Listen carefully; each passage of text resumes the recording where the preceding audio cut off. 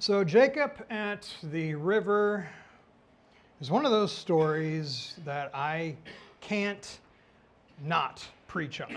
It's another one of those weird ones, which I just like. Like the grouchy ladybug, it starts out at night with maybe some fireflies dancing around the moon as Jacob sends his family ahead of him across the river and then suddenly finds himself in a full-on wrestling match without warning. Not even so much as a, hey you, want to fight? Jacob may have been as agreeable as anyone the grouchy ladybug accosted, but we will never know. All we do know is that, like the grouchy ladybug, when the aggressor realizes that they cannot win, they make an excuse as to why this fight can't happen or continue. But the thing is, all Jacob wants is a blessing. None will back down or let up until the aggressor has to either cheat or yield after being worn out. But then we have to wonder, what was it all for? What was the aggression? What was the challenge? What was the sudden midnight bout all about? Well, Genesis itself, that word means origins or beginnings or begettings. It can also mean first fruit. Abraham's family demonstrates how those first fruits of faith are rooted in an extremely messy heritage that continuously grows within the struggle. The actual meaning or origin of the name that is given to Jacob and thus all Israel means God struggles, or the one who struggles with God, because he struggled with God and with men and won. This is Israel's story. From beginning until now, it is a part of their identity. And as Christians, we have inherited some of that struggle through a faith that naturally lives to wrestle for a faith that is worth having, even though it usually means that you and I are going to walk away with a limp. Now, that doesn't all sound surprising, does it? I mean, we all wrestle with things, don't we? More than a few of us probably limped in here this morning. Maybe physically, maybe mentally, maybe emotionally. What has not been a struggle? Even before COVID, for many, life was just as hard. And as time goes on, some parts get only harder. In the last decade or so, we have grown more weary and thus more untrusting, especially of our neighbors. We're just as likely to find ourselves wrestling with someone as we are to offer help. Back in January, some of our area clergy, including Barbara and myself, decided to hold a prayer vigil in Davis Park. Some of you were there. It was not a rally or a protest, but it was a vigil. A time to pray, a time to struggle and strive with God and neighbor to respond to this general heaviness of that time, which did include the national events unfolding in Minneapolis, I'll admit. I mean, people died, and some cheered, which is a heart problem, which is a death that we confess to living when we cheer something like that. None are righteous, no, not one. Whether you mourn or not, know that God did, does, and still will. But the moment that we celebrate death in the streets, we are separate from God. The old King James has a word for that: damned. We are damned the moment we celebrate the death of someone else in the streets, just because we don't agree with them. So it's division that was related to that. It was related to seasonal depression. After all, this was January, early January, general post-Christmas struggles social, mental, economic, etc. That is all why we felt led to offer a time to come together in the coldest, darkest part of the year to struggle and strive, to strain our eyes and our hearts together, to search the endless darkness in stubborn hope that we might catch a glimpse of something of that promised light and perhaps a way forward. And while the turnout was encouraging, though, some still responded online with threats to disrupt. Someone went so far as to take a picture of the ice notice on our doors out there and stated that we might be safe in the building, but we would not be in the park. Now, I've dealt with veiled threats before, but the veil pretty much slipped clean off with that one. It's struggle. The irony is, if something happens, probably nobody comes through there unless they have to. And so the irony is, if something happened to us, they probably weren't getting their meal on Wednesday. But I understand. Nobody wants their positions challenged. They don't want to risk discovering that maybe we are only half right in our positions, and our egos cannot stand that. We have to win.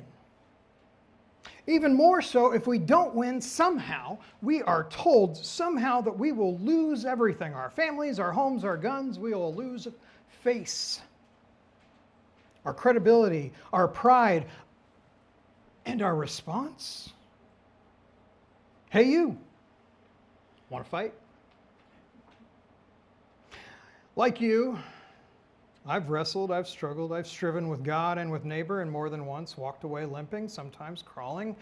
Whatever you are facing, whatever we are facing at home, relationship issues, health, addiction, death, what we're facing at school or work, with the town, with infrastructures, new developments, costs, standards of living, having a place to live at all, enough to eat every day, with hatred, prejudice, negative and baseless assumptions and accusations, we are just over it. So what is our natural response? We want to fight for a way forward. We want to challenge, like the grouchy ladybug, and wrestle like Jacob. But what does a way forward look like for people of faith? Is what we are wrestling for, or what we think we are wrestling for, worth it? Personally, that's what I wanted to know back in January, and what I still want to know. What does wrestling for a way forward look like for people of faith in this moment?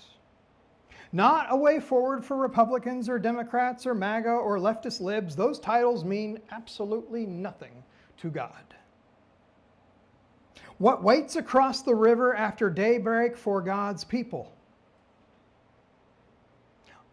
Ongoing divisions prove that the match isn't over. We're still wrestling to restore water levels.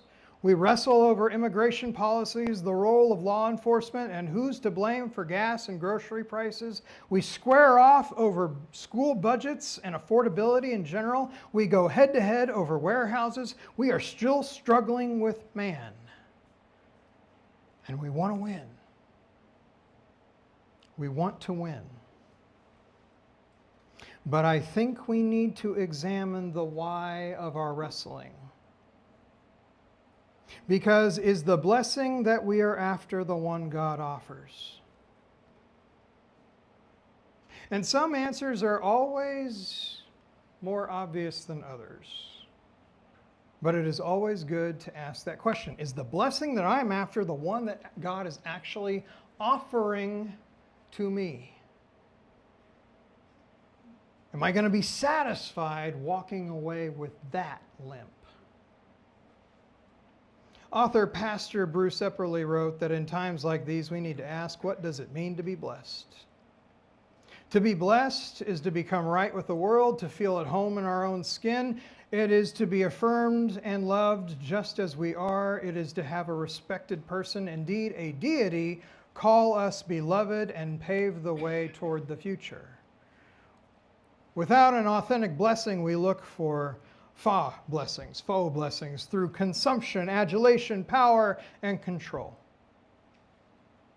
Knowing the difference between fake and authentic is greatly important to the integrity of our faith, regardless of the sides. We must be asking, what side is God's side in all of this? Striving with God and men like Jacob is to hold on to hope in God's intent for a general well-being, the sense of being at home in the skin that you're in, the skin that God gave you. Do you feel loved and affirmed, believing that God paves your way forward? I do hope so. Understand that your self-worth isn't dependent on employers or Facebook trolls, even your circumstances or even you, but your worth is always dependent on none other than the one who created you, on God. That is whom your self-worth is dependent upon. That's well-being. Knowing that you are God's beloved, knowing that regardless of your struggles, the promise of light has not faded for any of us, that God paves the way forward. God calls light out of the darkness that we find ourselves in by the things that we have done, the things that we have left undone, said or left unsaid, the things that others have done to us. God still calls light out of the darkness. But coming face to face with God and living is always an uncomfortable experience, because you're going to lose face. You're going to lose the face you're trying to save. Your name, your identity, your very life, that picture-perfect, self-justified rightness that you might have tailor-made for yourself, it's not going to survive the touch of God to your thigh. According to the writers of Hebrews, it is scary to fall into the hands of the living God. Why is it scary? Because God is a consuming fire. In a couple of weeks, we're going to see that consuming fire in Exodus, both in Sunday school and here during a sermon. But God is a consuming fire whose ultimate mission in life, in the life of every person, is restoration, restoring us to the authentic self we were first created to be. Because that is redemption. That's how redemption works. And God will not let go of us. I said until that work is finished, but I'm starting to think that God's not going to let go of us even after that work is finished. But the thing is, you're just not going to walk away the same. You're going to limp. Consider Jacob's blessing from Isaac. Now remember how Jacob got the blessing from Isaac. Some of you in Sunday school might remember that. We've been talking about that for several weeks. How did Jacob get that blessing from Isaac? He stole it. Twice. Once, he made Esau give it to him for a bowl of lentils, though it really wasn't even Esau's to give. And then he tricked Isaac into giving it to him. Or he dressed up like Esau. It wasn't authentic. It was grounded in deceit. His father touched him thinking that it was Esau, not Jacob. Centuries later, the prophet Hosea wrote of Jacob, "In the womb he tried to supplant his brother, and in his manhood he strove with God. He strove with the angel and prevailed. He wept and sought his favor. He met him at Bethel and there spoke with him. The Lord, the God of hosts, the Lord is his name. But as for you, return to your God, hold fast to love and justice, and wait continually for your God." Hosea argued that in not putting love, justice, and waiting for God at the center of all life, Israel would never regain their independence. And history tells us that they did not. The kingdom was never again like it was in the time of David, even though in the time of David, I'm not sure that actually even existed then. But because the ways of justice, mercy, love, humility, faithfulness, none of these were fully adopted or ever embraced as a measure of successful monarchy or even society. Only this need for power, this need to win, that was their focus, and it tore their entire moral fiber apart. And there's a lesson in that for all of us. When arguing out the best paths for ourselves, for our neighbors, for our economy, our schools, our health, our preservation of our neighbors, our natural resources, can we honestly say we do so with everyone's well-being in mind, not just our own? Viewing those issues through a lens of love, justice, equity, and patience. If you are invested in this warehouse issue, ask yourself, is my concern for the wildlife here as strong for wildlife in other places? Or does your concern stop at your own backyard? I don't want it either, but I also want consistency from people that care about these things. Because that's when I can believe that you really care about these things and not just your own backyard. Because, folks, we cannot continue on with only caring about our own backyard.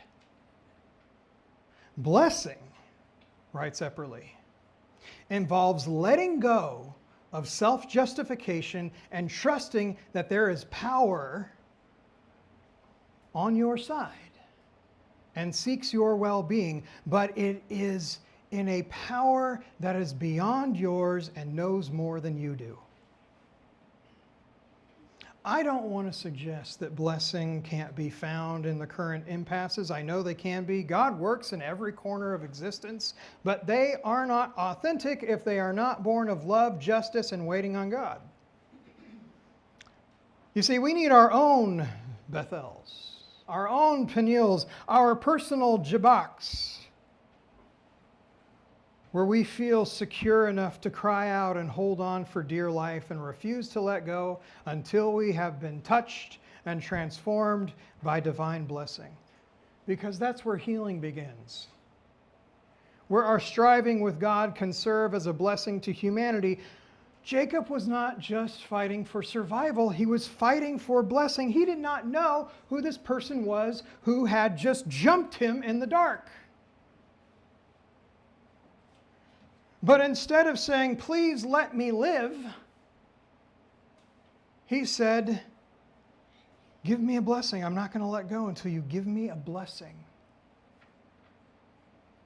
What if we got up in front of our neighbors at a town hall meeting, and as the fighting started, as the shouting started and got higher and higher, and the yelling and the finger pointing and the accusations and all that stuff, what if we said, I'm not sitting down until you give me a blessing.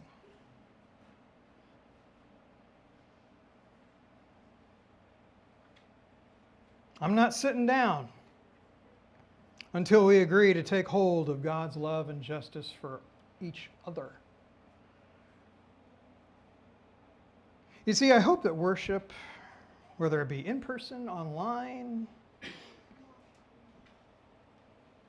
in this church, in the park, wherever it might be, in the potential presence of our enemies, is a Bethel. A place for realizing that surely the Lord is in this place and I did not know it and I did not believe it. Where presence is revealed. I hope this church, this congregation, can be a Peniel where we can wrestle so that we can strive together with God in the life that we have been given, and the relationships to our neighbor that we have been given. And neighbors are simply this: people that God has given us to love.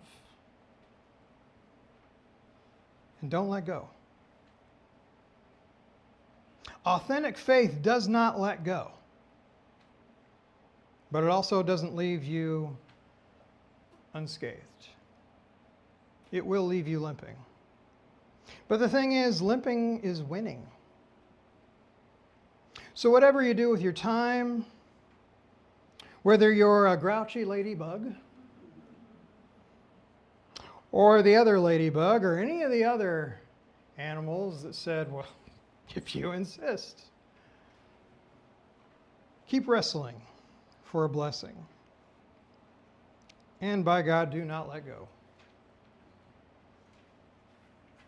In the name of the Father, Son, and Holy Spirit, I offer that to you. Amen. Amen. Take this moment for yourselves. Take this brief moment as we will join together in the response to the Word with our Apostles' Creed. It'll be page 7 this week, but it'll also be on the screen. But take a moment, whatever you've heard, whatever you're wrestling with, whatever seems surprising, caught you off guard, wrestle with that for a moment.